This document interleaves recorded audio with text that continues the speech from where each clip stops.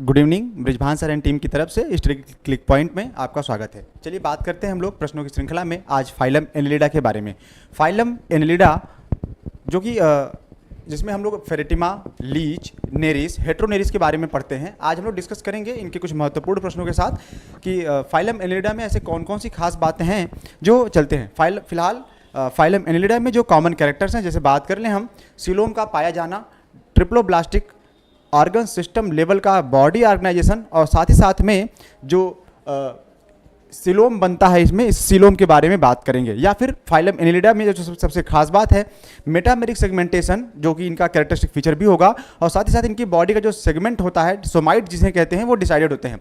Earthworm में या Leach में जो सोमाइट्स के नंबर होंगे वो फिक्स पैटर्न में पाए जाएंगे। चलिए हम लोग बात करेंगे आज फाइलम एनिलिडा के कुछ महत्वपूर्ण प्रश्नों के साथ। शुरू कर रहे हैं आज पहला प्रश्न है, अर्थवर्म पजेज हर्ट्स। अर्थवर्म में कितने हर्ट पाए जाते हैं? 6 pair, 4 pair, 2 pair and 1 pair. कितने हर्ट जो है पाए जाते हैं, यहाँ पे कितने पेयर पाए जाते हैं, हम इनके बारे में बात करेंगे।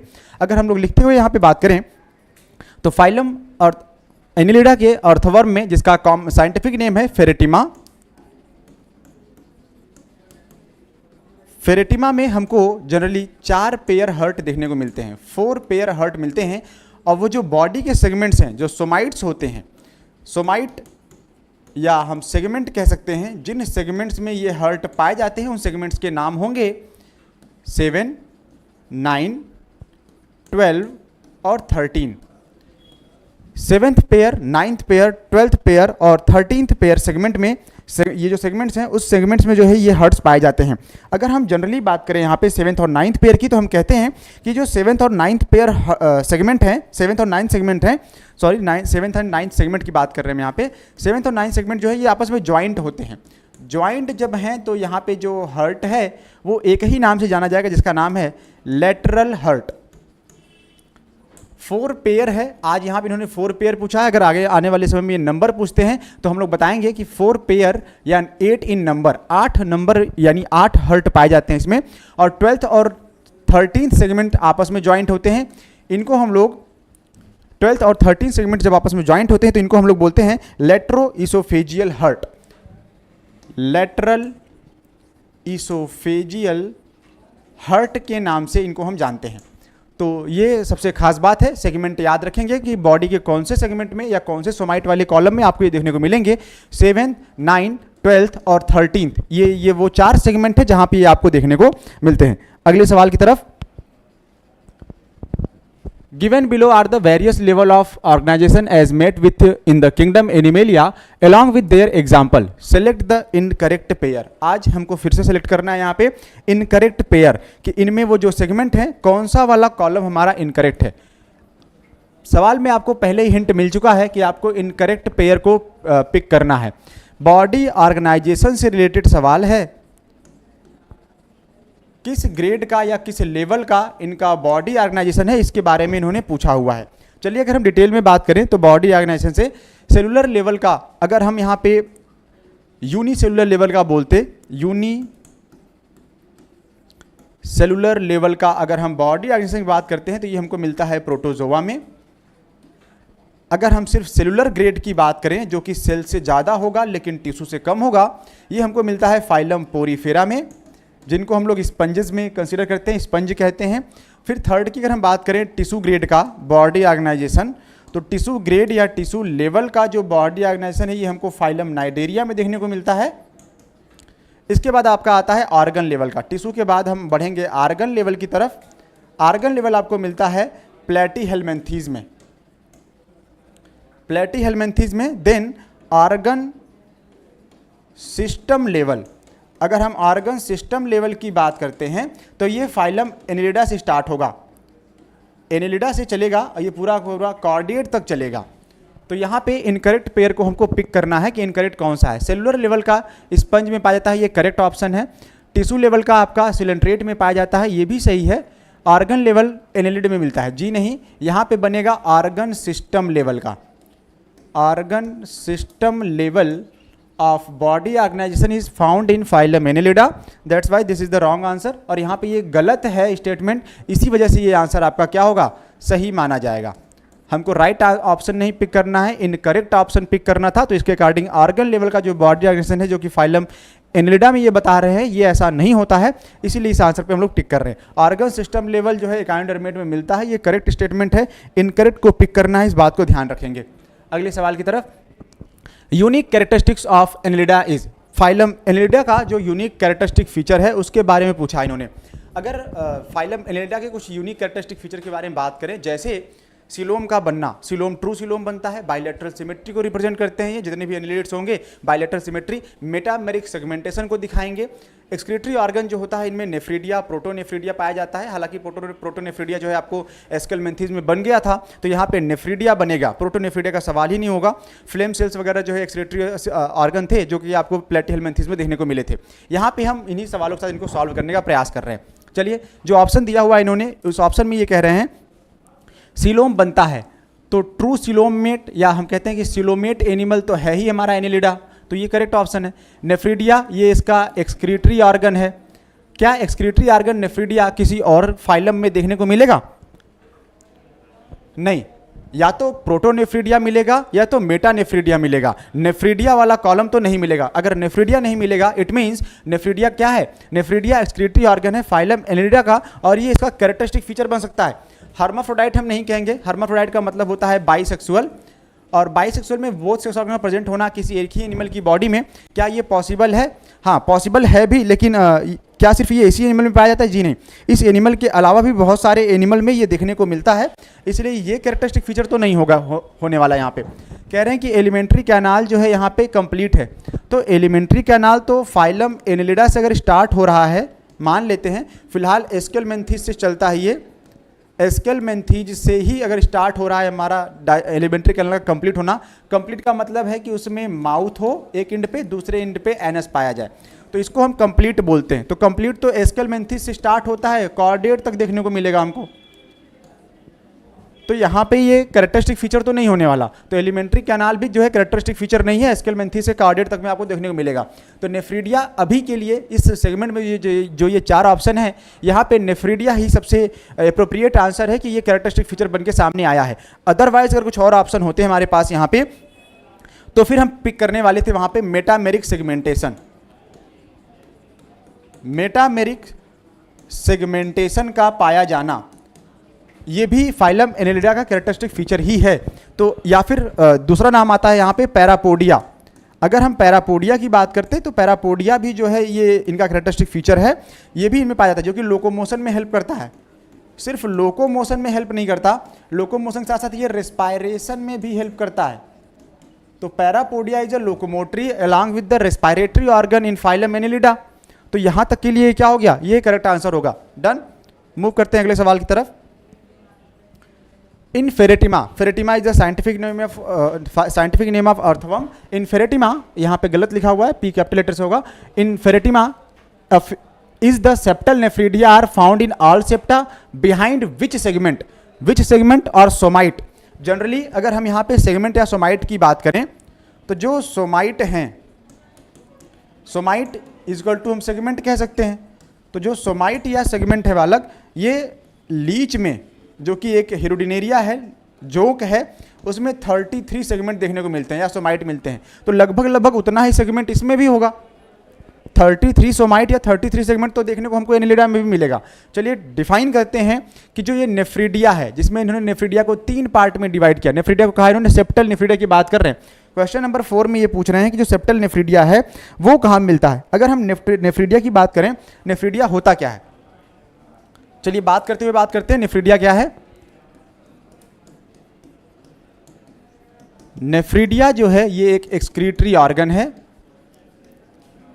Nephridia is excretory organ. Excretory organ nephridia है, लेकिन इसकी ओरिजिन क्या है? इसकी ओरिजिन जो है वो एक्टोडर्मल है। एक्टोडर्म वाली जर्म लेयर से इसका फॉर्मेशन होता है, तो एक्टोडर्मल हम ओरिजिन मानेंगे नेफ्रीडिया को। नेफ्रीडिया के जो टाइप हैं, जनरली नेफ्रीडिया के 3 टाइप पाए जाते हैं। वो 3 टाइप कौन कौन से हैं? एक को बोलते हैं सेप्टल नेफ्रीडिया, सेप्टल नेफ्रीडिया बोलेंगे। सेप्टल नेफ्रीडिया के बाद एक और नेफ्रीडिया आता है जिसको हम लोग इंटेगुमेंट्री और फेरिंजियल कहते हैं। Integumentary nephridia and pharyngeal nephridia, and pharyngeal nephridia, ये 3 तरह के नेफ्रीडिया यहाँ पे देखने को मिलते हैं। अब यहाँ पे इन सभी नेफ्रीडिया का जो है सेगमेंट पूछा गया है, कौन सा नेफ्रीडिया किस सेगमेंट में मिलता है। अगर हम सेप्टल नेफ्रीडिया की बात करें तो जनरली लोग इसको मानते हैं कि ये 15 to 16 सेगमेंट में देखने को मिलता है। इंटेगुमेंट्री नेफ्रीडिया जो है ये 7th सेगमेंट से स्टार्ट हो जाएगा, 7th सेगमेंट से स्टार्ट होता है और ये कंटिन्यू रहता है टिल लास्ट तक, लगभग ये लास्ट तक जो है एक्सटेंड करेगा, लास्ट सोमाइट जो भी बनेंगे वहाँ तक। लेकिन अगर फेरिंजियल नेफ्रीडिया की बात करें तो फेरिंजियल नेफ्रीडिया सेगमेंट या सोमाइट 5 से स्टार्ट होते हैं। 5 में मिलेगा आपको ये 4, 5 एंड 6, 3 सेगमेंट में आपको ये देखने को मिलता है। 4th, 5th and 6th somite में या सेगमेंट में आपको ये फेरिंजियल नेफ्रीडिया देखने को मिलेगा। तो नेफ्रीडिया जो कि एक्सक्रीटरी ऑर्गन है, एक्टोडर्मल ओरिजिन के फॉर्म में ये पाया जा रहा है। फाइलम एनेलिडा में ये मिलता है आपको देखने को, 3 टाइप का बनता है, septal nephridia, integumentary nephridia and pharyngeal nephridia. Septal nephridia 15 and 16 segment में, हालांकि यहाँ पे ये ऑप्शन हमको इनकरेक्ट लग रहा है, जहाँ पे इन्होंने ये ऑप्शन दिया हुआ है, मेरे ख्याल से अगर मैं गलत नहीं हूँ तो हमें यहाँ पे करेक्शन करना हो सकता है कि ये 15th to 16th हम इसको मान ले, 15 एंड 16th मान ले तो ये आंसर सही हो जाएगा। अगर इसके अलावा किसी और का पूछा गया, जैसे फेरिंजियल नेफ्रीडिया पूछते तो फेरिंजियल नेफ्रीडिया वाले कॉलम में हम 4 to 6 पे टिक करते, डन। तो ये पार्ट है हमारे नेफ्रीडिया के। अगले सवाल की तरफ हम लोग मूव कर रहे हैं। Question number 5, excretory product of earthworm is. ये सवाल थोड़ा लंबा होने वाला है क्योंकि यहाँ पे इन्होंने पूछा है कि एक्सक्रीटरी प्रोडक्ट जो है क्या है। जनरली हम जानते हैं जो नाइट्रोजनस वेस्ट सब्सटेंस होते हैं हमारे, हम उनको एक्सक्रीटरी प्रोडक्ट के तौर पे जो है बॉडी से एलिमिनेट करने का प्रयास करते हैं। नाइट्रोजनस जो वेस्ट हैं वो कितने फॉर्म में पाए जाते हैं, या तो वो मिलेगा हमको अमोनिया के फॉर्म में, अमीनो एसिड के फॉर्म में मिल सकता है जो कि सबसे सिंपलेस्ट फॉर्म होगा नाइट्रोजन के सेंस में। इसके अलावा यूरिया और यूरिक एसिड के फॉर्म में देखने को मिलेगा। तो इन सभी को उनके नाम के बेसिस पे हम लोग कुछ बुलाते हैं। क्या बुलाते हैं इसके बारे में बात करेंगे। चलिए, अमीनो एसिड को अगर एक्सक्रीट करता है कोई एनिमल तो उसको क्या कहा जाएगा।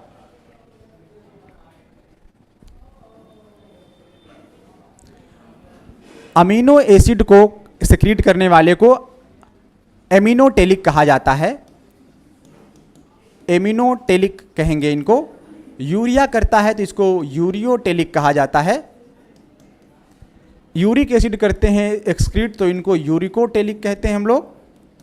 और अगर अमोनिया करते हैं तो इनको अमोनोटेलिक कहा जाता है, अमोनोटेलिक, जो अमोनिया को एक्सक्रीट आउट करते हैं। तो हमको मेरे ख्याल से यहाँ पे हमको एक कॉलम बनाना होगा और हम लोग डिस्कस करेंगे इस बारे में कि कौन से एनिमल हमारे यूरिकोटेलिक हैं, कौन से एनिमल अमोनोटेलिक होंगे और कौन यूरिको और कौन अमीनोटेलिक। 1 by 1 हम लोग जो है इसको डिस्कस करेंगे। सबसे पहले स्टार्ट करते हैं अमोनोटेलिक से, ध्यान से, क्योंकि समय और स्थान का यहाँ पे अभाव है। अमोनोटेलिक के बारे में बात करें अगर हम लोग, तो अमोनोटेलिक कौन होते हैं, वो एनिमल जो अमोनिया को एक्सक्रीट आउट करते हैं उनको हम लोग अमोनोटेलिक कहते हैं। तो अमोनोटेलिक में कौन कौन से एनिमल आएंगे, protozoa, Porifera, Coelenterata, phylum wise नाम मेंशन कर लेंगे हम लोग यहाँ पे। जनरली एक्वेटिक एनिमल आते हैं, प्रोटोजोआ, पोरीफेरा, सिलेंट्रेटा, या इनको हम नाइडेरिया के नाम से भी जानते हैं। इसके अलावा अगर हम बात करें यहाँ पे तो लिवर फ्लूक, टेपवर्म, या हम प्लेटीहेलमिन्थीज और एस्केलमिन्थीज का नाम ले सकते थे यहाँ पे। फाइलम वाइज हम नाम ले लें अगर तो मेरे ख्याल से गलत नहीं होगा, प्लेटीहेलमिन्थीज, साथ में एस्केलमिन्थीज, डन। ये कुछ फाइलम, प्रोटोजोआ, पोरीफेरा, सिलेंट्रेटा, प्लेटीहेलमिन्थीज, एस्केलमिन्थीज के कुछ एनिमल आए हैं। अगर हम इसमें ऐड करना चाहें तो अर्थवर्म को भी ऐड कर सकते हैं। अब फाइलम वाइज भी चल सकते हैं, एग्जाम्पल वाइज भी चल सकते हैं। अर्थवर्म की बात करेंगे, लीच की बात करेंगे। अर्थवर्म और लीच जो है दोनों ही अमोनोटेलिक हैं। प्रॉन, पाइला, प्रॉन आपका आर्थ्रोपोडा है, पाइला जो है आपका मोलस्का में आएगा। फिर आती हैं यहाँ पे बोनी फिशेज। कुछ बोनी फिशेज का नाम इन्होंने यहाँ पे मेंशन करा, कहा कि बोनी फिशेज। एम्फीबिया का टेडपोल, एम्फीबियन जो टेडपोल होते हैं जनरली लार्वल फॉर्म, वो भी टेल वाले एम्फीबिया जिनमें पूंछ पाई जाती है एम्फीबिया में, वो भी एम्फीबिया जो हैं अमोनोटेलिक होंगे। और एक आखिरी एग्जाम्पल है हमारे पास क्रोकोडाइल, और ये इम्पॉर्टेंट है। पानी में रहने वाले एक्वेटिक एनिमल जितने भी होंगे वो सब के सब क्या होंगे, सब के सब कंसिडर करे जाएंगे अमोनोटेलिक वाले कॉलम में। यहाँ पे ये इंपॉर्टेंट होगा, अमोनोटेलिक के सेंस में हम अभी तक बात कर रहे थे। अगले टॉपिक की तरफ अगर हम मूव करेंगे यहाँ पे, तो हम बात करेंगे फिर से यूरियोटेलिक के बारे में, जहाँ पे वो यूरिया एक्सक्रीट आउट कर रहे हैं। यूरियोटेलिक एनिमल की अगर हम लिस्ट बनाएं, फिर अपने आंसर को एलिमिनेट कर लेंगे यहाँ से हम लोग। यूरियोटेलिक में जो नाम आते हैं, cartilaginous fishes,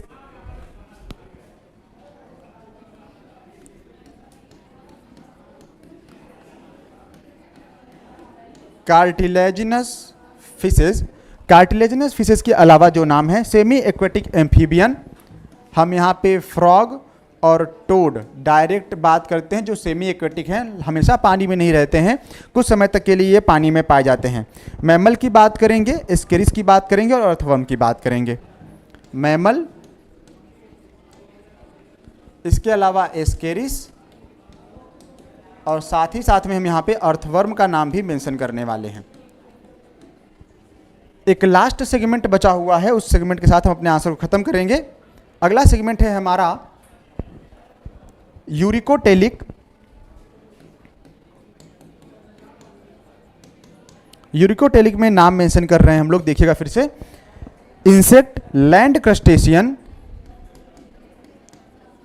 insect, land crustacean, crustacean arthropods हैं जो जमीन पे पाए जाते हैं, उनके नाम मेंशन कर रहा है ये। स्नेल, रेप्टाइल, बर्ड, घोंघा, रेप्टाइल एंड बर्ड जो हैं ये यूरिकोटेलिक हैं, जो कि यूरिक एसिड का एक्सक्रीशन करते हैं। लास्ट में आता है अमीनोटेलिक, जिसमें अमीनो एसिड का एक्सक्रीशन किया जाएगा, उनके नाम हम यहाँ पे मेंशन करेंगे। अमीनोटेलिक में आते हैं कुछ मोलस्क और कुछ एकाइनोडर्म। तो फ्यू मोलस्क जैसे यूनियो और फ्यू एकाइनोडर्म, कुछ ही एकाइनोडर्म के नाम भी यहाँ पे मेंशन करना होगा। तो ये हो गया आपका आंसर। अब यहाँ से आपको एलिमिनेट करना है कि excretory product of earthworm, earthworm का एक्सक्रीटरी प्रोडक्ट क्या है। एक अर्थवर्म का नाम आया था आपका, मेरे ख्याल से यहाँ पे है, और दूसरा अर्थवर्म का नाम आया हुआ है यहाँ पे इस कॉलम में, और ये दोनों कॉलम हैं ammonotelic as well as ureotelic. Ammonia के साथ साथ यूरिया का भी, अमोनिया के साथ साथ अमोनोटेलिक होंगे तो अमोनिया और साथ में यूरिया, ठीक है। तो ये वाला आंसर सबसे ज़्यादा अप्रोप्रिएट है, ना कि हम किसी एक को देख के टिक कर ले कि यूरिया एक्सक्रीट कर रहा था तो हम यूरिया पे पहले आंसर पिक करें। हम दोनों ऑप्शन को एलिमिनेट करेंगे, उसके बाद जो है अपने करेक्ट आंसर तक पहुंचेंगे। तो ये स्लाइड आपके लिए इंपॉर्टेंट हो सकती है। चलिए अगले सवाल की तरफ हम लोग मूव कर रहे हैं।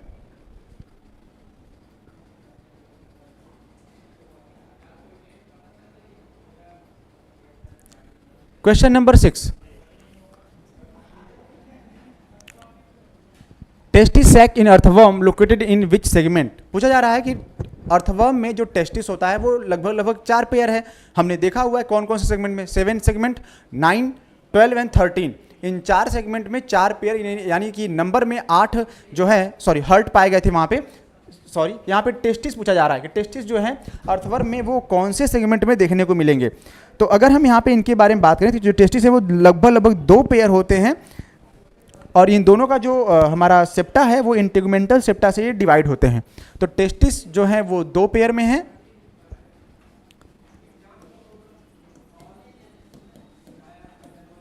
टेस्टिस 2 पेयर, और डिवाइडेड होते हैं इन टेगुमेटरी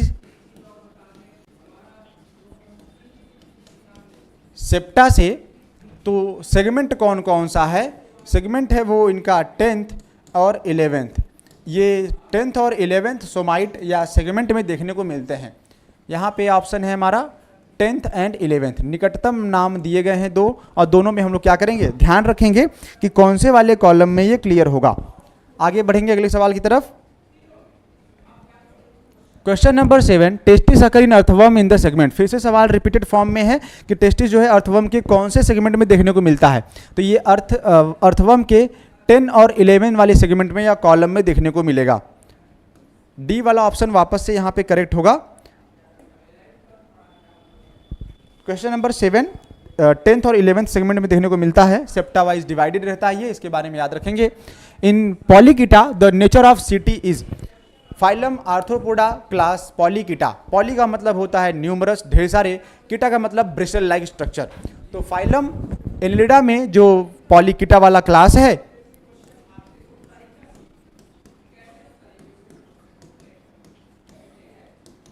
फाइलम एनिलिडा क्लास पॉलीकीटा के बारे में ये बात कर रहे हैं और पूछा जा रहा है कि जो पॉलीकीटा है इनका मतलब क्या है। पॉली का मतलब है यहाँ पे न्यूमरस और कीटा का मतलब यहाँ पे है ब्रिसल लाइक स्ट्रक्चर। ठीक है, तो फाइलम पॉलीकीटा में जो सीटी होती है वो कितने नंबर में पाई जाती है। एक्चुअली जो सीटी है, जिसको हम लोग चीटी भी कहते हैं, CHAETE, ये पैरापोडिया का पार्ट है। पैरापोडिया में लास्ट में ये सेगमेंट पे फॉर्म पे लगा रहता है। तो ब्रिसल लाइक टफ्ट में झुंड में होता है, ये देखने को लगता है इस तरीके से। इसको हम लोग क्या बोलते हैं, कीटी बोलते हैं या सीटी बोलते हैं। तो ये वाला स्टेटमेंट भी सही लग रहा है, न्यूमरस है, और ऐसे सवाल कैंसिल होने के आसार बन जाते हैं क्योंकि यहाँ पे न्यूमरस है और साथ में अकर्स इन बंडल, बंडल में भी पाया जा रहा है, सिंगल और फ्यूज फॉर्म में तो देखने को नहीं मिला। तो इसका मतलब है ये सवाल हो सकता है कैंसिल हो जाए, लेकिन जहाँ तक संभावना है वो इसको एप्रोप्रिएट मानेंगे, अकर्स इन बंडल, कि बंडल में पाया जाता है, और ये बात जो है ये इनके लिए क्या लगेगी, सही लगेगी। हम लोग आगे बढ़ेंगे। Locomotion by parapodia is observe in, तो क्या फाइलम एनिलिडा में जो लोकोमोशन होता है पैरापोडिया के द्वारा, ये पैरापोडिया सभी जानवरों में पाया जाता है। जैसे अगर हम अर्थवर्म की बात करें, हेरोडिनेरिया या लीच की बात कर रहे हैं, नेरिस हेट्रोनेरिस की बात कर रहे हैं, तो क्या ये उन सभी में आपको देखने को मिलेगा? जी नहीं। ये जो एनिलिड होते हैं, एनिलिड में कुछ में ये देखने को मिलता है। जैसे पैरापोडिया जो है आपको देखने को मिलता है नेरिस में। नेरिस का साइंटिफिक नेम एक और नाम से जानते हैं, इसको नियंथिस के नाम से जानते हैं। और इसी का सेक्सुअली मैच्योर नाम जो है, जब ये सेक्सुअली मैच्योर हो जाता है तब इसको हम लोग हेट्रोनेरिस के नाम से जानते हैं, तब इसको हेट्रोनेरिस के नाम से जानते हैं। एटोक और एपीटोक वाले दो टर्म यहाँ पे मिलेंगे आपको, एटोक क्या है और एपीटोक क्या है, तो इनके सेंस में भी आप इनको याद रख सकते हैं। कुछ एनिलिड में आपको देखने को मिलेगा। एकाइनोडर्मेटा में आपको जो मिलता है ये मिलता है वाटर वेस्कुलर सिस्टम। आर्थ्रोपोड में जो मिलेगा यहाँ पे ज्वाइंटेड फॉर्म में आपको अपेंडेजेस देखने को मिलते हैं, ज्वाइंटेड अपेंडेजेस मिलेंगे। वर्टिब्रेट की बात करिए तो ये यहाँ पे या तो फिन्स मिलता है आपको, या तो फोर लिम्स के फॉर्म में मिलेंगे, ज्वाइंटेड लिम्ब मिलते हैं। फोर लिम्ब या हाइंड लिम्ब के फॉर्म में आपको ये देखने को मिलेंगे। इसके अलावा कुछ में विंग्स बन जाते हैं बर्ड्स में, वर्टिब्रेट वाले कॉलम में। तो यहाँ पे ये इनके नाम हैं, और लोकोमोटरी ऑर्गन के साथ साथ हमने इस स्लाइड को खत्म किया। चलिए आगे बढ़ते हैं। Parapodia are the structure related to, parapodia जो स्ट्रक्चर है वो किससे रिलेटेड है? अभी हाल ही में जो है एक G20 का समिट हुआ दिल्ली में। दिल्ली इससे पहले इतनी सिक्योर्ड तरीके से ना कभी सजाई गई थी, और उम्मीद है ना कभी सजाई जाएगी। क्या आपने नोटिस करा कि कितना बड़ा ट्रेडमार्क बन गया दिल्ली? और वहाँ पे उन्होंने क्या किया, एक बहुत ही बढ़िया सेटअप लगाया। जितने भी गेस्ट आए हुए थे, 2-3 वीडियो मैंने देखे छोटे छोटे जो वायरल हो रहे थे वहाँ पे, जैसे कि नीदरलैंड के प्रधानमंत्री के हाथ से जो वो कप गिर गया, उस कप को उठाना, और उसके बाद उन्होंने खुद से वहाँ पे स्वीपर से जो है वाइपर लिया और खुद ही जो है उसको क्लीन करने लगे। तो ये कितनी अच्छी बात है कि आप हमारे देश में आते हैं और हमारी सभ्यता संस्कृति को फॉलो करने का प्रयास करते हैं। साथ ही साथ में आपने ब्रिटेन के प्रेसिडेंट को देखा होगा, ऋषि सुनाक जी जो आए थे, वो भी जो है मंदिर में दर्शन करने गए अपनी धर्मपत्नी के साथ, और दोनों लोगों ने जितनी श्रद्धापूर्वक जो है वहाँ पे नतमस्तक होकर अपना शीश नवाया, आप काबिल तारीफ कह सकते हैं। लेकिन सबसे खास बात क्या रही यहाँ पे पता है? एक ट्रेडमार्क बनाने के लिए भारत के विभिन्न हिस्सों में पाई जाने वाली जो भी महत्वपूर्ण वनस्पतियां या फूड या वेजिटेबल्स थे वो परोसा गया। उसमें से एक का नाम आता है दार्जिलिंग की चाय। काफ़ी ट्रेंडिंग में रहा ये, मैंने देखा कि दार्जिलिंग की चाय को क्या किया उन्होंने, परोसा गया वहाँ पे मेहमानों के लिए, चलिए आप दार्जिलिंग की चाय पीजिए। मुझे ऐसा लगता है, ये पर्सनली मेरा मानना है कि आने वाले समय में अगर वो कभी कहीं जाते हैं, अपने कॉफ़ी से अगर ऊब जाएंगे, तो कभी हो सकता है वो हमारे यहाँ की दार्जिलिंग की चाय जो है मंगा ले, असम की चाय को जो है वो कंसिडर कर सकते हैं। तो हो सकता है कि आने वाले समय में असम की जो चाय है उसका प्रोडक्शन बढ़ाया जाए और उसको इम्पोर्ट करा जाए। एक्सपोर्ट तो हम करेंगे नहीं, एक्सपोर्ट और इंपोर्ट तो शायद मेरे ख्याल से हम उसको क्या करने वाले हैं, एक्सपोर्ट करने वाले हैं ना। जो भी भेजने वाला सिस्टम होता है उसको भेजा जाएगा, मंगाने वाला काम नहीं करेंगे, क्योंकि हम भिखारी नहीं हैं। और जिसमें ये भी कहा गया था कि काले गोरे का भेद नहीं है, हर क्या कहा था जी, हर दिलों से हमारा नाता है। तो उसमें जो है ये दिखाया गया, बड़ी सद्भावना के साथ जो है वो लोग मिले वहाँ पे, काफ़ी अच्छी बात है। चलिए इसके साथ ही हम लोग इस टॉपिक को आगे स्टार्ट करते हैं कि parapodia are the structure related to, जो पैरापोडिया है वो उसका स्ट्रक्चर किससे रिलेटेड है। थोड़ी देर पहले ही बताया गया कि जो पैरापोडिया होता है ये फाइलम एनिलिडा में लोकोमोशन के काम आता है। लेकिन क्या सिर्फ लोकोमोशन के काम आता है? जी नहीं, थोड़ी देर पहले भी बताया था कि लोकोमोशन के साथ साथ क्या, रेस्पायरेशन में भी ये हेल्प करेगा। तो along with the locomotion respiration में भी हेल्प करता है पैरापोडिया। इसलिए कई बार पैर से जो है रेस्पायरेशन होता है इसमें, और ये बात हम इसमें देखते हैं। कैरेक्टरिस्टिक फीचर जो है ये बन जाएगा यहाँ का, ठीक है। तो पैरापोडिया जो है ये आपका respiratory as well as locomotory organ है। Sucker of the leech are located at, leech को देखा होगा सभी ने। लीच वो जो जोक है जिसको हम हिरोडिनेरिया कहते हैं, जो तालाबों के आसपास या तालाब में ही पाया जाता है, गीली मिट्टी में पाया जाता है।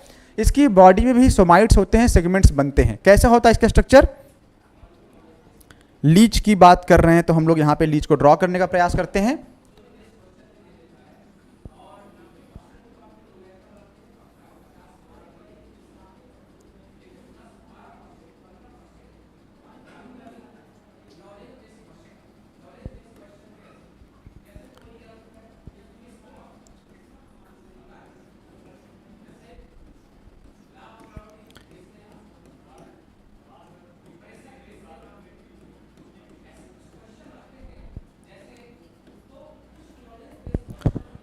थर्टी 33 सेगमेंट आपको देखने को मिलते हैं। ये इसका डॉर्सल साइड है।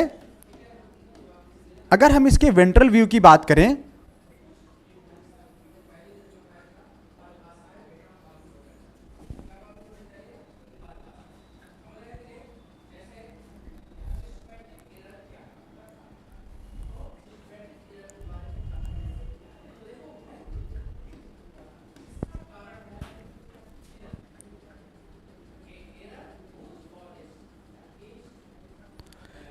ठीक है, तो ये डॉर्सल व्यू है आपके सामने, और ये क्या है, जोक का वेंट्रल व्यू, ठीक है। तो डॉर्सल और वेंट्रल में आपने देखा 33 सेगमेंट है, सोमाइट्स हैं।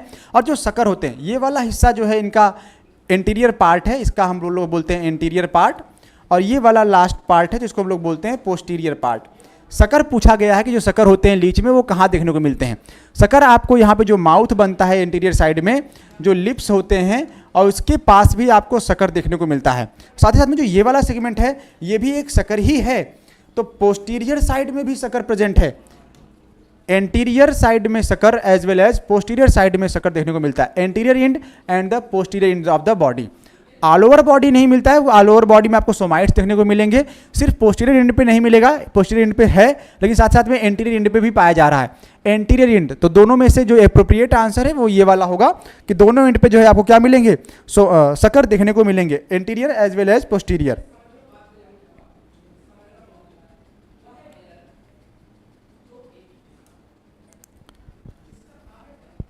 How many chambers are found in the crop of leech. Crop के लीच के क्रॉप वाले सेगमेंट में पूछा जा रहा है कि यहाँ पे कितने चैम्बर पाए जाते हैं। चलिए ड्रॉ कर लेते हैं वापस से इसको भी। थोड़ी देर पहले लीच बनाया गया था, इस बार जो है हम लोग ईसोफेगस से स्टार्ट करेंगे। ईसोफेगस वाले कॉलम से हम लोग स्टार्ट कर रहे हैं इसके पार्ट को, और ड्रॉ करते हैं कुछ सेगमेंट तक, कुछ हद तक। ये सेगमेंट ईसोफेगस का है।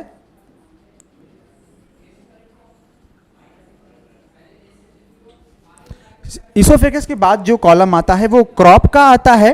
क्वेश्चन नंबर 12 पे हम लोग पहुंच चुके हैं। क्रॉप वाले सेगमेंट में पूछा जा रहा है कि क्रॉप कितने हैं, तो हम क्रॉप के नंबर को यहाँ पे ड्रॉ करने का प्रयास करेंगे।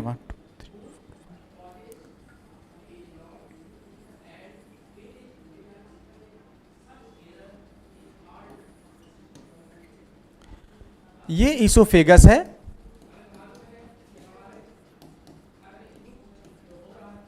ये क्रॉप है, ये स्टमक वाला सेगमेंट मिलेगा। ठीक है, तो यहां पे पूछा इन्होंने कि कितने हैं। क्रॉप होता क्या है? Crop actually before stomach, stomach के ठीक पहले वाले कॉलम को, ईसोफेगस के बाद वाले कॉलम को हम क्या बोलते हैं? क्रॉप कहते हैं। क्रॉप के बारे में बात करें तो ये एलिमेंट्री कैनाल का लार्जेस्ट रीजन है, largest region of alimentary canal. तो एलिमेंट्री कैनाल का सबसे बड़ा वाला हिस्सा है ये, और ये पाया जाता है लगभग from 9th to 18th segment, 9 से 10 सेगमेंट तक, 10th 18 सेगमेंट तक, 9th से 18 सेगमेंट तक या सोमाइट तक जो है ये आपको देखने को मिलता है। क्रॉप सेगमेंट की बात हुई है, लेकिन नंबर कितना है क्रॉप का? ये लगभग 10 थिन वॉल चैम्बर होते हैं। इनका जो नंबर है वो 10 है, 10 thin wall chamber, 10 thin wall chamber जो हैं ये किसके हैं? ये है हमारे क्रॉप के बारे में। तो यहाँ पे जो एप्रोप्रिएट आंसर होगा वो कौन सा है? 10 थिन वॉल्ड चैम्बर। तो 10 क्रॉप के चैम्बर आपको देखने को मिलेंगे लीच वाले कॉलम में, सेगमेंट में। चलिए आगे बढ़ते हैं। Which one of the following is bisexual animal? इनमें कौन सा एनिमल है जो बाइसेक्सुअल है? हम लोगों ने एक फार्मूला बनाया हुआ था यहाँ पे, है ना? फार्मूला आपको याद है? अगर जिनको कंफ्यूजन होता है, जिनको याद नहीं रहता, उनके लिए ये फार्मूला है और मेरे ख्याल से ये काम करेगा। ठीक है, चलिए फार्मूला बताते हैं पहले आपको। फार्मूला है डम्ब। जो बार बार भूल जाते हैं, ये फार्मूला उनके लिए है। आप क्या हैं? आप डम्ब हैं। हमने क्या कह दिया आपको? डम्ब कह दिया। डम्ब का मतलब जो भी होता है, मूर्ख, वाहियात, बेवकूफ़, जो भी होगा ये आपके लिए है। ठीक है, क्यों होगा? देखिएगा, पेयर में कर लेते हैं हम लोग इसको यहाँ पे, और पेयर में करने के बाद इसको हम लोग सेग्रीगेट करेंगे, अलग करेंगे। चलिए अलग करते हैं। डी का मतलब हुआ डायोसियस, यू का मतलब हुआ यूनिसेक्सुअल, एम का मतलब हुआ यहां पे मोनोसियस,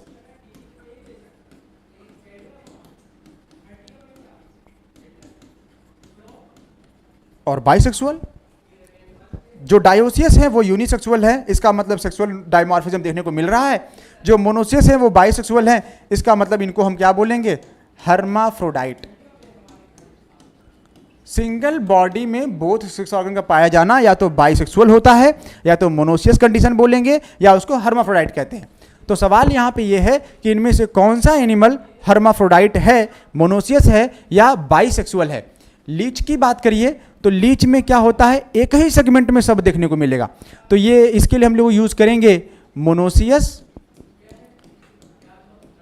या बोलेंगे बाइसेक्सुअल। एस्केरिस की बात करें तो ये डायोसियस होगा, या हम इसको यूनिसेक्सुअल कह सकते हैं। इसी तरीके से हनी बी की बात करिए, जैसे कि एस्केरिस में आपने देखा था ना, मेल और फीमेल होते हैं। मेल जो है थोड़ा सा टर्न होता है टेल वाले पोर्शन पे, फीमेल लॉन्ग होती है। अलग अलग बॉडी में अलग अलग सेक्स ऑर्गन पाए गए हैं, तो मेल और फीमेल देखने को मिला, इसलिए यूनिसेक्सुअल। हनी बी में आप जानते हैं, हनी बी में कौन मिलता है? हनी बी में ड्रोन होता है, जो कि मेल बोलते हैं, ये अलग पाया जाता है। और साथ ही साथ में ड्रोन के अलावा जो देखने को मिलता है, ड्रोन के अलावा मेल में क्या होता है? ड्रोन के अलावा यहाँ पे आपको मिलेगी क्वीन, मिलेगी।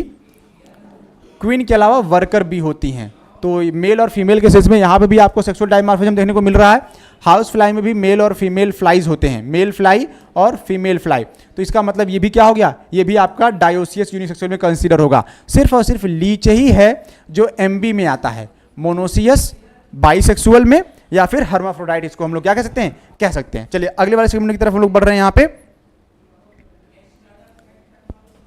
Which is a hermaphrodite form? इनमें से कौन से एनिमल का जो फॉर्म है वो हर्माफ्रोडाइट है? हर्माफ्रोडाइट का मतलब क्या हुआ? वापस से सिंगल बॉडी में बोथ सेक्स ऑर्गन का पाया जाना क्या कहलाएगा? हर्माफ्रोडाइट कहलाएगा। और हर्माफ्रोडाइट वाले कॉलम के लिए जो एनिमल के नाम रखे गए हैं वो फिर से आपके सामने हैं। पूछा जा रहा है कि कौन सा एनिमल हर्माफ्रोडाइट है? लीच हर्माफ्रोडाइट होगा, एस्केरिस यूनिसेक्सुअल है, मास्क्यूटो भी आपका यूनिसेक्सुअल है, इसमें भी मेल और फीमेल मास्क्यूटो पाए जाते हैं। काकरोच में भी मेल और फीमेल काकरोच हैं, तो ये भी यूनिसेक्सुअल होगा। या डायोसियस डायोसियस डायोसियस, लेकिन ये मोनोसियस बाइसेक्सुअल और हर्माफ्रोडाइट। ठीक है, बीएमएच हो सकता है ये, तो इसके लिए हम लोग यहाँ पे याद रखेंगे इसको। फार्मूला याद रखिएगा, गलत नहीं होगा कभी भी आपका। बोट्राइडल टिश्यू इज फाउंड इन, पूछा जा रहा है कि जो बोट्राइडल टिश्यू है वो क्या है? सबसे पहले जो ये टिश्यू की जो इन्होंने बात करी है, अगर इनमें हम डिवीजन करें तो बॉडी वॉल के पास कुछ सेगमेंट या कुछ टिश्यूज पाए जाते हैं, उन्हीं में से एक का नाम है बोट्राइडल टिश्यू। बहुत सारी मसल्स भी होंगी, उनको कंसीडर हम लोग नहीं करने वाले हैं। चलिए बोट्राइडल टिश्यू के बारे में बात करते हैं। अगर हम जनरली जो बोट्राइडल टिश्यू है ये मिलता कहाँ पे है ना, पहला सवाल तो ये भी है कि बोट्राइडल टिश्यू आपको मिलेगा कहाँ पे। तो ये भी याद रखिए कि बोट्राइडल टिश्यू जो है,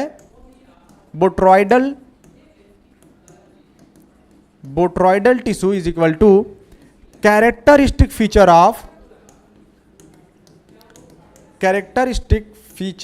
ऑफ लीच का या हिरुडिनेरिया का ये क्या है, कैरेक्टरिस्टिक फीचर है, हिरुडिनेरिया। डन। तो चलिए बात कर लीजिए पाया कहाँ जाता है। अगर हिरुडिनेरिया की हम बॉडी की बात करें, इसको हम मान लेते हैं ये इसका बॉडी वाल है, ठीक है। तो बॉडी वाल वाले कॉलम में जो सबसे ऊपर वाला हिस्सा होगा ये क्यूटिकल का होगा, मानते हैं। क्यूटिकल के बाद वाली जो लेयर आएगी सेगमेंटेशन होगा यहाँ पे कई सारा, सबसे ऊपर सबसे नीचे की तरफ बढ़ रहे हैं, ठीक है। तो क्यूटिकल के बाद आपको क्या मिलेगा, एपिडर्मिस मिलेगा। एपिडर्मिस के बाद आपको जो कॉलम मिलेगा वो डर्मिस का होगा। फिर कुछ और लेयर होंगी यहाँ पे जो मसल्स की होंगी। उसके बाद जो सबसे लोअर कॉलम है, लोअर वाला पार्ट है, यहाँ पे आपको एक टिश्यू देखने को मिलता है जिसका नाम है बोट्रॉइडल टिश्यू। तो ये इंपॉर्टेंट कॉलम है और यहीं से सवाल इन्होंने पूछा है कि बोट्रॉइडल टिश्यू इज फाउंड इन। मैंने बताया कि बोट्रॉइडल टिश्यू जो है आपको यहाँ पे मिलेगा, लेकिन कैरेक्टरिस्टिक फीचर किसका है, ये लीच का यानी हिरुडिनेरिया का जो का कैरेक्टरिस्टिक फीचर है। बाकी एनिमल्स में ये देखने को नहीं मिलता। तो हिरुडिनेरिया का कैरेक्टरिस्टिक फीचर है, फेरेटिमा में नहीं मिलेगा, एस्केरिस में नहीं मिलता है, नेरिस में भी नहीं मिलता है, ठीक है। Botryoidal tissue is the characteristic feature of which of the following animal. वापस से सवाल आ गया कि बोट्रॉइडल टिश्यू इसमें से किस एनिमल का कैरेक्टरिस्टिक फीचर है। तो बिना कुछ सोचे आंखों को बंद करते हुए हम लोग हिरुडिनेरिया पे टिक करने वाले हैं कि हिरुडिनेरिया में ही जो है ये हमारा क्या होता है, पाया जाता है। एफ्रोडाइट जो है ये आपका सी माउस है, समुद्र का चूहा बोलते हैं, और ये फाइलम जो है एफ्रोडाइट है, एफ्रोडाइट नाम लिखा हुआ है, ये फाइलम एनिलिडा से बिलोंग करता है, ठीक है। तो ये एनिलिडा का एनिमल है, ये भी एनिलिडा का ही है, ये भी एनिलिडा का ही है, ठीक है। तो तीनों चारों एनिमल जो है एनिलिडा के हैं, लेकिन यहाँ पे जो बोट्रॉइडल टिश्यू मिलेगा वो सिर्फ और सिर्फ हिरुडिनेरिया में देखने को मिलेगा। अगले सवाल की तरफ। Most of the coelomic space in Hirudinaria is filled with. जितने भी हिरुडिनेरिया का जो सिलोमिक स्पेस है वो किस टिश्यू से भरा रहता है। अभी आपको बना के दिखाया था बॉडी वॉल, और उस बॉडी वॉल वाले कॉलम में जो फिल्ड रहता है इनका टिश्यू जो रहता है वो कौन सा टिश्यू है, कनेक्टिव टिश्यू होगा या हीमोसिलोमिक टिश्यू है, फ्लूइड है, या बोट्रॉइडल टिश्यू या स्पंजी। तो जो सबसे ज़्यादा अमाउंट में टिश्यू पाया जाता है, अगर प्लांट से होता तो हमारे लिए कहना आसान होता, ग्राउंड टिश्यू से भर देंगे। प्लांट है ही नहीं तो किससे फिल करेंगे, तो हम लोग यहाँ पे फिल करने वाले हैं बोट्रॉइडल टिश्यू से। तो बोट्रॉइडल टिश्यू जो है वो यहाँ पे सबसे ज़्यादा अमाउंट में पाया जाने वाला इनका टिश्यू है। तो ये यहाँ पे आपका आंसर फिर से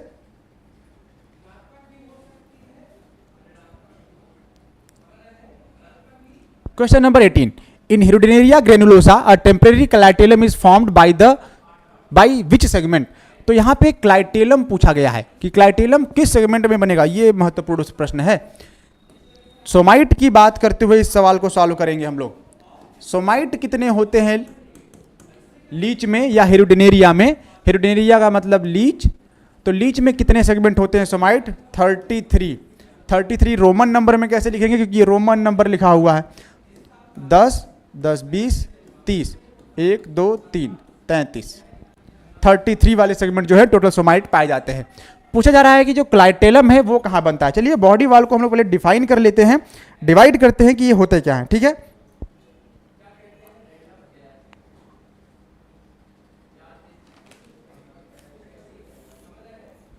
डिवीजन ऑफ बॉडी का डिवीजन करेंगे पहले हम लोग।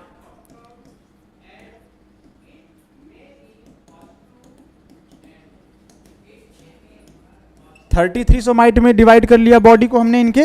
इसके बाद 6 रीजन में डिवाइड कर सकते हैं। बॉडी में जो रीजन है वो 6 रीजन है। मेरे ख्याल से इनको फिर से मिटा लेना चाहिए, हमने ऑलरेडी वहाँ पे लिखा हुआ है, रोमन नंबर में याद रखेंगे, ठीक है। 33 को हम लोग लिखेंगे रोमन नंबर में, ठीक है, ये रोमन नंबर में 6 रीजन है। वो 6 रीजन कौन से हैं? 3, 4, 5, 6, 6 रीजन के नाम बताने हैं। सिफेलिक, प्रीक्लाइटेलर, सिफेलिक, प्रीक्लाइटेलर, फिर आता है आपका clitellar region, cephalic, clitellar and preclitellar, then middle caudal, middle caudal, और फिर बात करते हैं यहां पे पोस्टीरियर सकर की।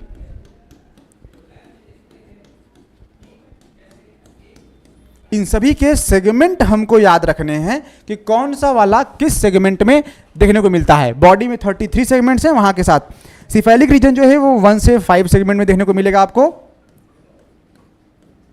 रोमन नंबर में 1 से 5। प्री क्राइटेरिया जहां पे खत्म हुआ है सिफेलिक उसके बाद होगा, तो 6 से स्टार्ट होगा 8 तक, 6, 7 और 8 वाले कॉलम में आपको देखने को मिलेगा प्री क्राइटेरियर। और उसके बाद जो है आपका मिलेगा क्लाइटेलर रीजन। तो 8 के बाद क्या आता है? 9 आता है, 9 से स्टार्ट करेंगे, 9, 10, 11 में आपको क्लाइटेलर मिलेगा, 9, 10 और 11 वाले रीजन में आपको क्या मिलेगा? Clitellar region. फिर आता है आपका मिडिल रीजन, मिडिल रीजन आपको मिलेगा 12 से लेकर 22 तक, 12 से लेकर कहां तक मिलेगा? 11 हो चुका है, 12 से 22, 10, 20, 22, 22। फिर पूछा है कॉर्डल रीजन कहां से आता है। कॉर्डल रीजन की बात करिए तो 22 से स्टार्ट हो जाएगा, 23 से चलेगा क्योंकि 22 तो ऑलरेडी वहां पे हो चुका है, तो 23 से ये स्टार्ट होगा और 26 तक जाएगा। 23 बनाएंगे यहां पे, 23 से कहां तक? 26 तक।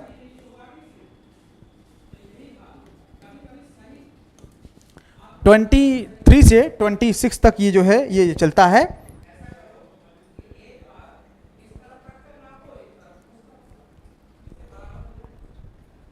डन। एंड अगर उसके बाद हम बात करें पोस्टीरियर सकर की, तो पोस्टीरियर सकर हमको 27 से मिलेगा 33 तक। तो 27 से 25, 6, 7 से कहाँ तक मिलेगा हमको? 33 तक, 10, 20, 30 और ये 3। बाप रे, ये रोमन नंबर भी ना कमाल करता है भाई, इतना ज़्यादा सवाल 27 से है, अंग्रेजी होता है ऐसे ऐसे लिख देता मैं। 33 सेगमेंट आसान हो जाता है हमारे लिए भी और आपके लिए भी समझना, ठीक है। तो फिलहाल इन्होंने रोमन नंबर लिखा हुआ है, इसलिए हमने रोमन नंबर भी इसको कंसीडर किया। In Hirudinaria granulosa a temporary clitellum is formed by the segment. कौन से सेगमेंट में मिलते हैं? क्लाइटेलर रीजन को पूछा है इन्होंने, टेम्परेरी क्लाइटेलर रीजन। तो ये रहा आपका क्लाइटेलर रीजन, 9, 10 और 11 में मिलता है। तो 9 से 11 तक वाला आंसर सही होगा, तो ये रहा 9 से सही। तो आपका सही आंसर यहाँ पे है। अगर ये पोस्टीरियर सकर के लिए होता तो उसके बाद हम उसके अकॉर्डिंग जो है क्या करते हैं? मार्क करते। फिलहाल के लिए इंपॉर्टेंट स्लाइड आपके लिए। चलिए आगे बढ़ते हैं, सेव कर लेते हैं स्लाइड को भाई, जरूरत पड़ने पे काम आएगी आपके लिए। Question number 18, how many somites are present in Hirudinaria. अभी थोड़ी देर पहले ही बताया कि हेरिडिनेरिया में कितने सोमाइट्स प्रेजेंट होते हैं? 33। बिना कुछ सोचे सोमाइट का नंबर कितना बताएंगे? 33। और अगर रीजन पूछता है तो बोलेंगे हम लोग 6 रीजन। और 6 रीजन कौन कौन से हैं वो आपने पिछली स्लाइड में देखा, अगर याद है तो कमेंट कर दीजिए, यहाँ पे हम देख लेंगे आपकी IQ लेवल के साथ साथ आपको भी। How many segment from the posterior sucker in Hirudinaria. पूछा जा रहा है कि जो पोस्टीरियर सकर है, सेगमेंट है, वो कितने सोमाइट तक प्रेजेंट है। 27 से स्टार्ट था, 33 तक गया था। 27 से स्टार्ट हुआ था बालक, 33 तक गया था पोस्टीरियर सकर, है ना। तो 27 बनाएंगे, 25, 6, 7, 8, 9, 30, 31, 32, 33। अगर ये 27 है तो ये 33 है। काउंट करिए टोटल नंबर कितने आए? 1, 2, 3, 4, 5, 6, 7। 1, 2, 3, 4, 5, 6, 7। Number of posterior sucker is equal to 7। आसान था। तो 7 सकर जो है आपको यहां पे देखने को मिले। आंसर यहां पे आपका मिल गया। अगले सवाल की तरफ, विच of the following is a coelenterate, इनमें से कौन सा एक coelenterate, oh my God, coelenterate के साथ साथ यहाँ पे इन्होंने बहुत सारे इकाइनोडर्मेट का भी नाम मेंशन कर रखा है और हमें कहा है कि एलिमिनेट करिए इनमें से कौन सा सिलेंट्रेट है और कौन सा इकाइनोडर्मेट है। सी लिली किसे कहते हैं? सी लिली भैया जो है ये इकाइनोडर्मेटा है, परेशान मत होइएगा, सारे नाम यहाँ पे मेंशन करेंगे। सी लिली ये आपका इकाइनोडर्मेटा है। सी पेन जो है ये आपका नाइडेरिया है, या आप कह सकते हैं सिलेंट्रेटा है। कलर चेंज किया जाए भाई, भारी डिमांड पे आपकी। इसको हम लोग, सी माउस को हम लोग जो है एनेलिडा कहते हैं, ये एनेलिडा है। इसका नाम जो है वो एफ्रोडाइट है। एफ्रोडाइट को हम लोग कहते हैं सी माउस। और उसके बाद नाइडेरिया में जिसको सी पेन कहा गया था उसका नाम पेन्नाटुला था, पेन्ना डबल एन ए, पेन्नाटुला। तो ये आपका हो जाएगा। सी फेदर की बात करिए तो जो सी फेदर है आपका यहाँ पे, जिसको फेदर स्टार के नाम से भी जानते हैं, एंटीडॉन कहते हैं इसको, या फिर अगर इसको फेदर स्टार कहते तब ये एंटीडॉन होता और वापस से ये इकाइनोडर्मेटा में कंसीडर होता। ठीक है। इनके अलावा भी कुछ और नाम हैं, जैसे सी cucumber, sea urchin, C fan.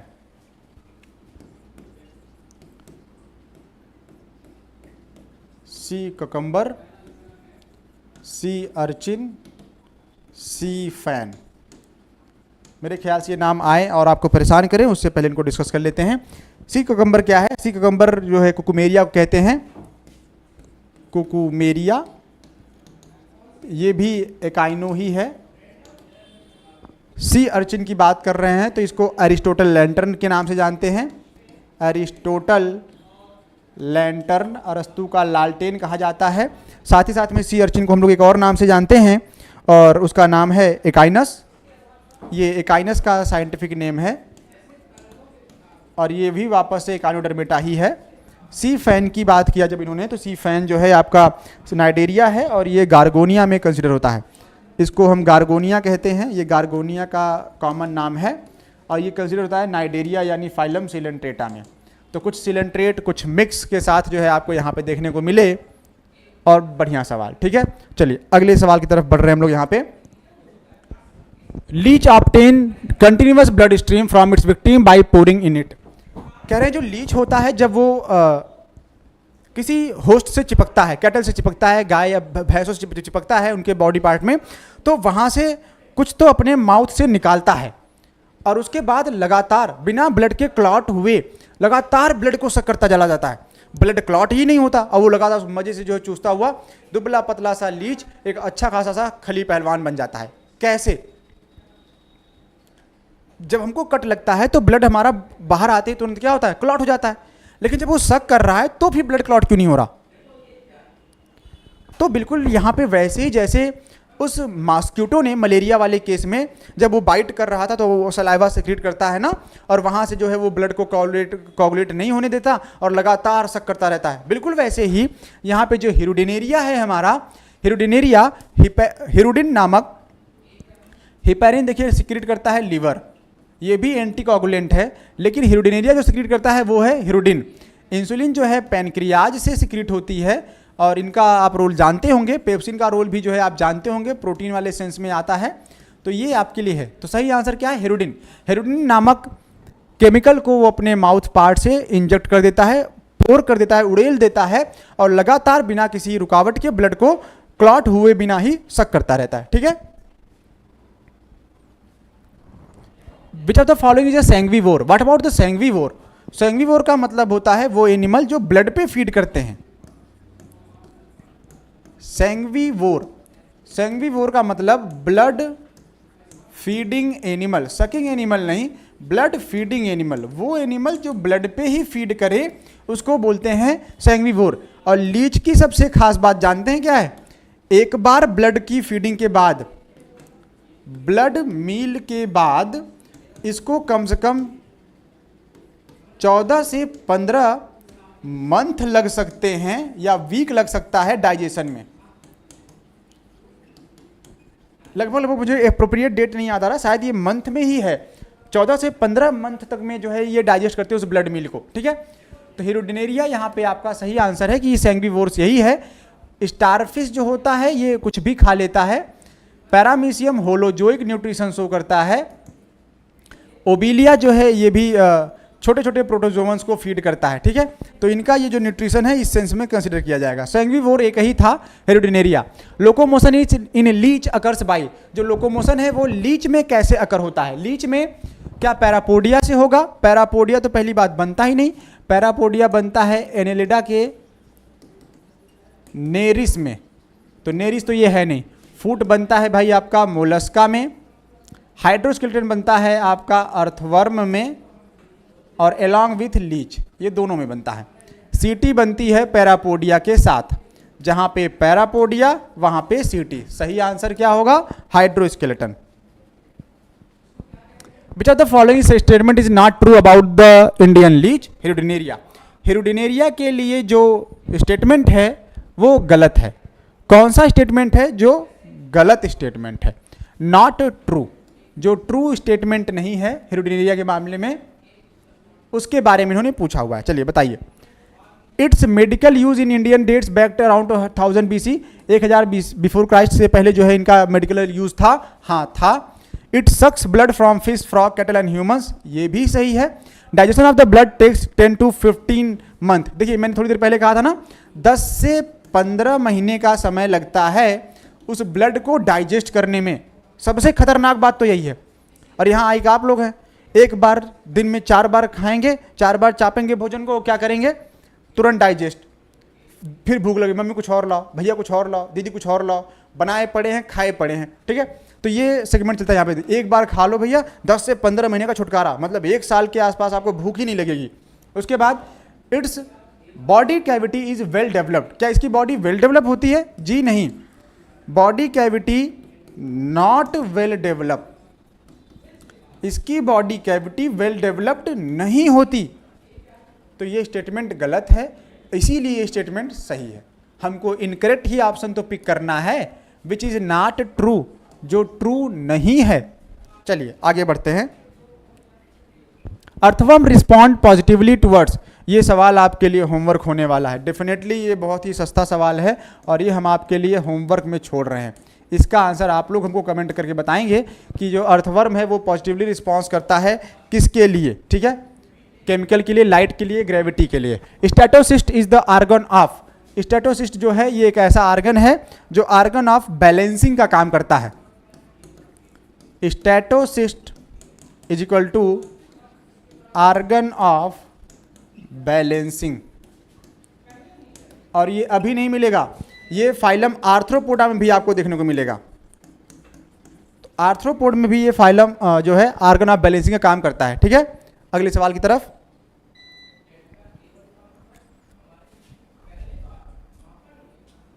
Which of the following cell in earthworm play a role similar to the liver of vertebrate? Analogous organ के बारे में पूछा गया है कि इनमें से कौन सा आर्गन है जो एनालॉगस है। एनालॉगस का मतलब समझते हैं? एनालॉगस का मतलब ये होता है डिफरेंट ओरिजिन। मिनिमम लाइन में समझने का प्रयास कर रहे हैं। Different origin same function. और जितने भी एनालॉगस होते हैं ये कन्वर्जेंट इवोल्यूशन शो करेंगे। कन्वर्जेंट इवोल्यूशन का ये पार्ट होता है। तो क्लोरेगोगैन सेल जो है ये ऐसी ही तरीके का फंक्शन करता है। यहाँ पे लाइट आते जाते हुए यहाँ पे आखिरी सवाल की तरफ जल्दी से बढ़ेंगे हम लोग कि क्लोरेगोगैन जो सेल है अर्थवर्म में एनालॉगस स्ट्रक्चर है वर्टिब्रेट के किसके लिए? वर्टिब्रेट में ये फंक्शन करता है लीवर की तरह, ठीक है। लंग्स की तरह नहीं, किडनी की तरह नहीं करता है, सलाइवरी ग्लैंड की तरह फंक्शन नहीं करता है। आखिरी सवाल पे आज हम लोग पहुंच चुके हैं। Haemoglobin is found dissolve in the plasma of, जो हीमोग्लोबिन होता है वो डिजॉल्व रहता है प्लाज्मा में, जिसकी वजह से बहुत ज़्यादा अच्छा कलर नहीं आएगा या रेड कलर आपको देखने को नहीं मिलेगा, क्योंकि प्लाज्मा का कलर जो है वो उसमें क्या होगा? मिक्स हो जाएगा।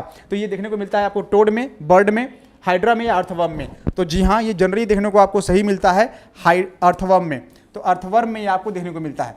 कुछ भी सवाल है अगर आपके डाउट वाले सेक्शन में, कमेंट वाले सेक्शन में आप क्या करेंगे? कमेंट करेंगे। और इसके साथ ही जो है हम लोग इस टॉपिक को ख़त्म कर रहे हैं। अगले टर्म पे हम लोग मिलेंगे फाइलम आर्थ्रोपोडा या मोलस्का के साथ, ठीक है। तो ये सीरीज कंटिन्यू रहेगी फाइलम मैमेलिया तक, मैमल तक। मैमल में जो भी प्रोटोथेरियन मैमल या यूथेरियन मैमल है, प्लेसेंटल मैमल है, मार्सुपियल मैमल है, ट्रू मैमल में जो कंसीडर होते हैं उनके बारे में हम लोग क्या करेंगे, बात करेंगे। ठीक है, जो पॉइजनस मैमल है, सवाल आपके लिए छोड़ के जाएंगे कि जो पॉइजनस मैमल है उनके बारे में बताइए। ऐसे मैमल जो पॉइजनस होते हैं, सारे मैमल पॉइजनस नहीं है, कुछ एक है जो कि पॉइजनस है, जिनकी ओरिजिन रेप्टाइल से मानी गई है और बर्ड से मानी गई है। तो हम क्या करेंगे, यहाँ पे उन सवालों के साथ आपको छोड़ के जा रहे हैं और आप लोग इसको आंसर करेंगे। ठीक है, थैंक यू।